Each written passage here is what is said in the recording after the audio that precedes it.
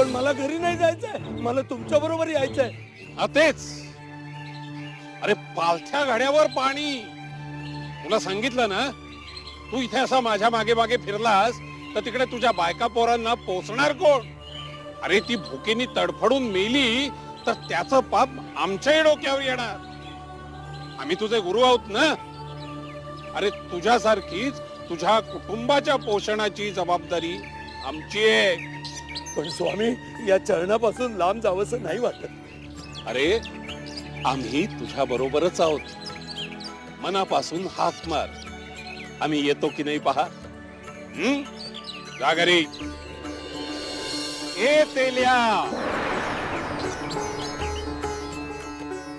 येऊ नकोस, मी तुझ्या पाठीशी आहे.